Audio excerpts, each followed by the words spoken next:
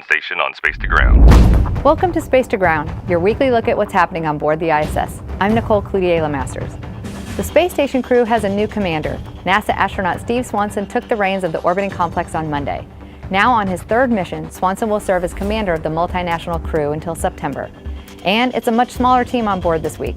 Astronaut Rick Mastracchio, Koichi Wakata, and Mikhail Tyurin returned to Earth Tuesday night after more than 188 days on the station. The three touched down in Kazakhstan, wrapping up an exciting mission that included science research, flying the Olympic torch, and 3 unplanned spacewalks for Rick Mastracchio. Rick and Koichi arrived back in the United States Wednesday night and will focus on medical evaluations and rehabilitation for the next several weeks. Osteoporosis affects more than 200 million people around the world. Bone loss also affects astronauts in space.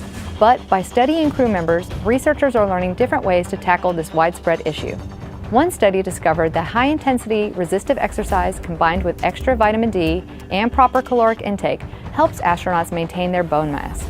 Another study found if astronauts take an osteoporosis medication once a week, combined with exercise, they reduced bone loss. Both of these are important medical developments for keeping astronauts healthy, but they also provide promising research that will help doctors treat aging populations here on Earth.